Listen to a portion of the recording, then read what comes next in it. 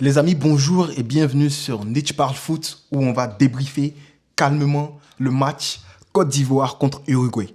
En fait, c'est Uruguay contre Côte d'Ivoire. Voilà. Deuxième match amical des éléphants après leur sacre en Coupe d'Afrique des Nations, il faut le rappeler, lui. Parce qu'on est champion d'Afrique. Et ça s'est bien terminé pour les éléphants qui ont gagné grâce au but d'anthologie de Guelha Doué. Guelha Doué qui est à sa deuxième sélection seulement avec les éléphants, qui marque déjà un but très très important. Franchement, chapeau à lui. Alors, let's go, débriefons ce match-là. Et n'oubliez pas de vous abonner, les moros. Abonnez-vous parce qu'il y a plus de 5000 personnes qui regardent les vidéos, mais qui ne sont pas abonnés. S'il vous plaît, abonnez-vous, likez, partagez. Allons-y. Du côté de l'Uruguay, il faut noter des absents. Il faut noter l'absence de Darwin Nunez et surtout l'absence de Ronald Araújo. À part ça, l'Uruguay avait quand même ses pions sûrs, tels que Federico Valverde, qui était capitaine en début de match, Manuel Ugarte depuis Paris Saint-Germain, et Rodrigo Betancourt, qui a fait son entrée en deuxième période. Du côté de la Côte d'Ivoire, c'est 7 changements comparés aux 11 contre le Bénin. Donc déjà, d'entrée, tu te rends compte que Faye est en train de tester des choses et c'est ce qui me plaît. Ce sont des matchs amicaux. Du coup, c'est maintenant que tu dois tester des combinaisons vu que tu n'en as pas beaucoup. Parce que la prochaine fois que l'équipe nationale va se rassembler, c'est pour jouer les qualifications de la Coupe du Monde. Donc, match très important contre le Gabon et consort. Voilà. Et le 11 de la Côte d'Ivoire, c'est Yaya Fofana qui était au but. Ça n'a pas changé. Une charnière centrale qui a été remaniée encore avec Emmanuel Agbadou à gauche et Odilon Kosonou à droite. Latéral droit, tu avais Singo et à gauche, tu avais Ghislain Conan. Tu avais Menu avec Amani Seri et Franck Kessié, et puis devant Nicolas Pepe, Oumar Diakité et Jonathan Bamba. Voilà, c'est le 11 que le coach Emer Faé a décidé d'aligner contre l'Uruguay. Alors avant de parler des joueurs individuellement, je vais parler de l'équipe elle-même, de comment elle a joué son match-là. Ce match-là, moi j'ai trouvé que la première mi-temps, elle était quand même maîtrisée par les éléphants. On avait des éléphants de Côte d'Ivoire qui ne sont pas sortis pressés. L'équipe d'Uruguay. Alors quand on dit qu'ils ne sont pas sortis pressés, c'est pas qu'on s'est assis, on a fait une défense buste, non. C'est qu'on les attendait au 3 quarts. On attendait qu'ils passent le 3 quarts et automatiquement, Oumar Diakité lançait déjà le press. Donc, lorsqu'il passe le 3 quarts, Oumar Diakité va commencer à faire le run. Après, tu auras l'équipe qui va venir aider Oumar Diakité. Cependant, les 10 premières minutes, c'était compliqué pour le milieu.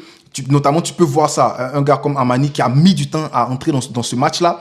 Voilà, parce qu'il faut voir aussi que du côté de l'Uruguay, il y a eu beaucoup d'impact physique, il y a eu beaucoup d'agressivité. On connaît l'Uruguay, tu connais le football sud-américain, c'est comme ça que ça se joue. C'est comme ça que ça se joue. Les gars, ils mettent de l'impact, les gars, ils mettent le physique, les gars, ils tapent, les gars, ils coudent, les gars, ils mettent tout ce qu'ils peuvent mettre. Voilà, ils mettent tout ce qu'ils peuvent mettre et ça a été compliqué pour l'équipe de Côte d'Ivoire les 10 premières minutes de ressortir le ballon proprement. Ça a été compliqué pour l'équipe de Côte d'Ivoire d'avoir un peu d'assise, d'avoir un peu de contrôle dans ce match-là. Et là, je parle de la première mi-temps seulement. Je parle des 10 premières minutes, ok? Après ces 3-5 minutes de difficulté qu'a eu l'équipe là, on a commencé à ressortir le ballon proprement. Et dès qu'on a réussi à trouver dans les pieds les latéraux ou bien les ailiers de la Côte d'Ivoire, ça a fait but derrière avec Wilfried Singo. Il fait un centre très bien tendu qui est difficile à gérer pour la défense adverse.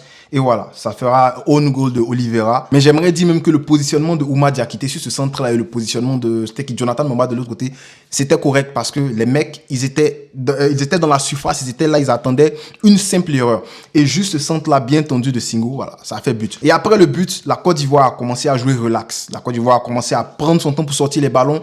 Et là vient le premier problème. Mon premier problème quand je vois cette équipe de Côte d'Ivoire, c'est que on est tellement bon balle au pied.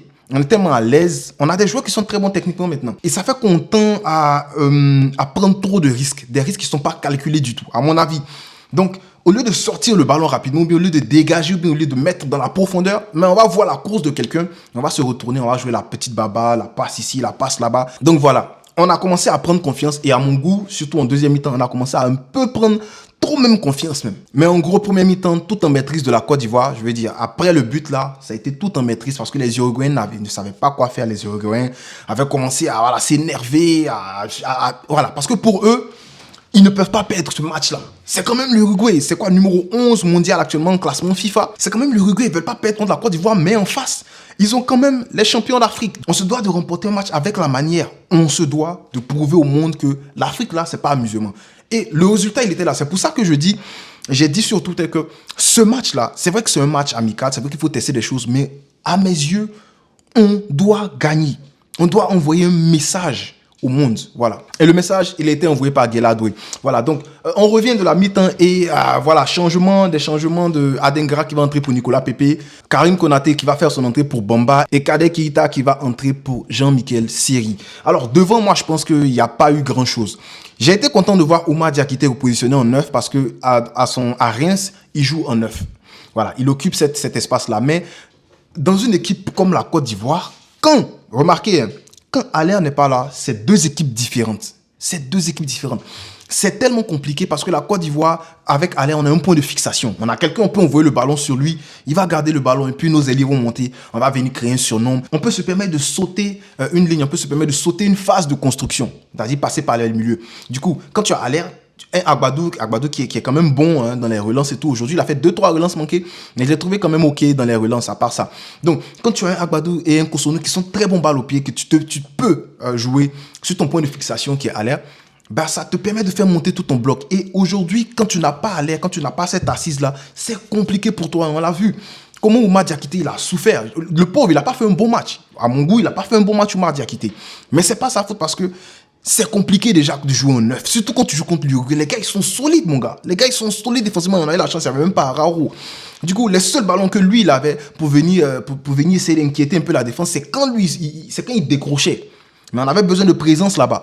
Voilà, on avait besoin de présence. Et la preuve est que le moment où il a été présent dans le box et qu'il y a eu un très bon centre de Singo, ces centres sont tellement bien fouettés là, un très beau centre de Singo sur sa tête, ça allait faire but. Mais il n'a pas bien têté le ballon. Il n'y a pas eu un bon contact. Du coup, ça fait comme une tête effleurée, une tête frôlée là. Voilà. Donc, Karim Konaté, pour moi, il n'a pas fait un bon match. Mais j'aimerais dire que voilà, c'est compliqué de jouer dans ce registre-là contre l'Uruguay. Et surtout, c'est la première fois qu'il est utilisé, surtout avec des gars comme ça autour de lui, en 9. Donc, on n'a pas su le trouver. Beaucoup d'erreurs, beaucoup de fautes. Mais bon, j'ai pas envie de tirer sur lui. Nicolas Pepe, pour moi, voilà, il a fait une ou deux bonnes actions. Mais après, c'était ça. Les ailiers de la Côte d'Ivoire, c'est problématique. Jonathan Mamba, moi, je ne l'ai pas kiffé dans ce match-là. Quand il était à gauche, ça n'allait pas. Après, bon, il s'est retrouvé à droite. Il a réussi à faire une élimitation sur Vigna et puis centrer. 2-3 belles choses, mais c'est tout. À part ça, bon, l'entrée d'Adengra, je l'ai trouvé quand même intéressante comparée au match des deux ailiers qui ont été titulaires. Dis-moi si je me trompe, mais moi, c'est mon avis. J'ai pas trop kiffé les matchs des ailiers titulaires. Seri n'a pas fait ses bêtises aujourd'hui, Dieu merci. Il a libéré un peu plus vite. Franck Kessié, qui, voilà, d'habitude, c'est lui qui libère la pression. Quand il y a la pression sur nous, il garde le ballon et puis il essaie d'attirer les adversaires sur lui, il protège, faute, et puis voilà, on peut se replacer. En fin de match, on a vraiment apprécié ça de Franck Kessié. Le 1-1 du buteur Vigna, il vient parce que cette occasion où on centre sur un joueur, vous vous rappelez, on envoie un long ballon sur un de l'ailier gauche, il remet par la tête à l'attaquant de pointe qui va lui décaler, qui va se mettre en retrait. C'est venu une fois. Qu'est-ce qui s'est passé? Rappelez-vous, Agbadou, il est venu la sauver. Déjà, je l'ai trouvé un peu lent par rapport à ça, mais au football, c'est comme ça. Je l'ai trouvé un peu lent sur la réaction, mais au moins, il a réagi. Parce que l'attaquant, il a été très intelligent, Federico Vigna. Donc, quand l'adversaire, l'ailier, c'est Rodriguez, si je ne me trompe pas, qui est en train de prendre le couloir, lui, il va avec lui. Vigna va avec lui. Et dès que le gars va centrer, boum, Federico Vigna, il se met en retrait. Et voilà, après, ça fait but. Donc, la première fois que ça a été fait, il y a eu Agbadou qui est venu aider, qui est venu mettre le pied. Le ballon, il est passé. La deuxième fois, les gars, ils vont pas faire ça 3 fois et puis ça va pas rentrer. C'est le foot, là. C'est une fois, tu n'as pas pu fermer. Ils vont essayer, ça va finir par entrer. Là, bah, c'est rentré. Donc, dommage pour la Côte d'Ivoire. Donc, ça fait 1-1. Après, des remplacements, moi ça fait un peu peur de voir Guelad-Doué. Après, bon, il y a la sortie de comment il s'appelle, Oumar Diakité, qui va laisser entrer, comment il s'appelle, Guelad-Doué. Voilà, qui va laisser entrer Guelad-Doué. C'est un peu logique pour moi parce que Oumar Diakité, comme j'ai dit, il fait pas un bon match. Et à 1-1, il essaie d'avoir une solidité défensive, mais surtout Guelad-Doué, on a déjà parlé de Guelad-Doué, il sait se projeter entre les lignes. Donc c'est un défenseur qui peut te permettre d'avoir cette maîtrise-là au milieu. Donc je pense que c'est pas parce qu'il se disait Guelad-Doué allait marquer. Je connais qu'il a fait entrer. Il a fait entrer pour avoir la maîtrise en défense, mais surtout pour avoir aussi une petite maîtrise au milieu. Et quand Guelad-Doué entre, il y a qui pour centrer? Simon Adengra, on a l'habitude de voir ça. Simon Adengra connaît très bien taper en deuxième poteau. Moi, je me disais, mais il envoie ça là-bas, pourquoi? Très belle reprise de volée de Guelad-Doué, voilà. Il était à la lutte avec son défenseur, avec, je crois que c'est Nandez ou bien quoi, là. Il était à la lutte avec lui. Voilà. Il s'est pas plaint. Il a mis son pied, une très belle reprise de volée. Et puis ça fait but pour la Côte d'Ivoire. Donc chapeau à Guelha Doué. Mais bon, il n'y a pas grand chose à dire sur ce but-là, à part très beau centre d'Adengra et puis très belle reprise de volée de Guelha Doué. Dans cette Côte d'Ivoire-là, pour moi, on n'a pas encore trouvé la solution. Ça, c'est en conclusion. On n'a pas encore trouvé la solution pour pouvoir jouer quand Haller n'est pas là. Parce qu'il y a une Côte d'Ivoire avec Haller, il y a une Côte d'Ivoire sans Haller. On n'a pas encore trouvé la solution. Vrai qu'on est bien à l'aise au pied, on sait sortir le ballon, mais ça déjà, il faut faire attention. Mais il faut trouver un moyen de pouvoir jouer ensemble quand Haller n'est pas là. Comment on fait pour se retrouver devant là-bas, pour avoir des occasions de but? Parce que remarquez, comme occasion de but, c'est un centre de Singo qui est dévié, c'est but. Oui, le centre, il est bon, mais ce n'est pas un attaquant qui a marqué. Deuxième but, c'est sur corner qu'on marque. Alors, comment on arrive à marquer sur attaque placée quand on n'a pas Sébastien Haller? Quand on ne peut pas faire de appui, soutien, j'aimerais ajouter même profondeur parce que voilà, aujourd'hui, il y a des moments où on reçoit le ballon, on fait appui, boum, on donne le ballon derrière, caissier, soutien. Maintenant, profondeur, comme le petit entrée parti, à degré entrée parti en profondeur, mais on voit le ballon dans la profondeur, mais souvent on a ça. Et puis voilà, on va se retourner, on va jouer derrière. Voilà, c'est un autre problème de la Côte d'Ivoire. Déclencher les attaques. On a des gars rapides. Pourquoi on ne déclenche pas les attaques? Pourquoi on ne va pas, voilà, pourquoi on ne va pas chercher l'adversaire? Pourquoi on est là, on joue à la baballe la plupart du temps? La plupart du temps, il y a des opportunités. Je vois des ouvertures, on a des ouvertures, ils arrivent à créer les décalages, mais on n'exploite pas ces décalages-là. Donc voici un problème. Deuxième problème, comment jouer sans Sébastien Haller? Et le troisième problème pour moi, c'est un problème de concentration à la défense. Cette fois-ci, on a été très à l'aise défensivement en première mi-temps. Mais après, quelques changements de Marcelo Bielsa et puis boum, on a commencé à paniquer. Ils ont mis un peu plus d'intensité, on a commencé à paniquer. Mais c'est pas trop, voilà, le troisième problème, c'est pas trop flagrant. C'est pas un gros truc. Mais c'est juste que j'ai l'impression qu'on a encore quelques petits problèmes pour défendre sous pression. À part ça, les points positifs, on va finir avec ça. Les points positifs de cette Côte d'Ivoire, là, pour moi, c'est que je sens une équipe qui est très à l'aise balle au pied. Je suis content de voir ça. On n'est plus dans cette Côte d'Ivoire qui va dégager les ballons et puis courir. Non. On a des gars qui sont fins techniquement. J'ai bien aimé certaines sorties de balles de Kosonou, dépassement de fonction. Il peut se permettre d'avaler une distance, d'avaler les mètres, malgré que il y a la pression. Des sorties de balles aussi qui sont possibles en passant par le milieu avec Amani, avec Seri, ils sont à l'aise techniquement. Comme je l'ai dit, souvent on pêche un peu trop dans les sorties de balles. On a des ailiers qui savent faire la différence comme Adengra, il a dribblé quelqu'un là-bas, ils sont venus le tacler d'une manière. Voilà, donc ça, tout ça, je mets ça ensemble. Un autre point positif, surtout par rapport à ce match-là, c'est la victoire parce que, comme je dis, taper l'Uruguay 2-1, tu envoies un statement, tu envoies un message au monde. Eux, ils sont en train de se préparer pour la Copa América, hein. Donc c'est un coup de massue, c'est un coup de marteau sur les têtes. Et dernier point positif pour moi, c'est la profondeur qu'a cette Côte d'Ivoire là. Et on le sait, on n'a même pas encore appelé tout le monde. Donc il y a Singo qui est là à droite, mais surtout il y a Guelha Doué aussi qui est là à droite. Et Guelha Doué, quand il entre, ben, il apporte quelque chose de plus. Donc il peut quitter l'équipe nationale en paix. Il y a quelqu'un qui est là, il a dit même Guelha Doué, il est venu prendre sa place. Voilà, donc on dit tu es venu prendre place de qui? Il rigole. Mais voilà, donc il est venu, il a marqué et tout. Donc voilà, il y a une profondeur de banc qui fait plaisir. Mais j'ai quelques petites suggestions à donner avant de partir, avant de finir. Voilà, Karim Konaté, pour moi, il est encore trop jeune. Voilà, on va pas, faut pas forcer. Faut pas forcer avec lui, il est encore trop jeune.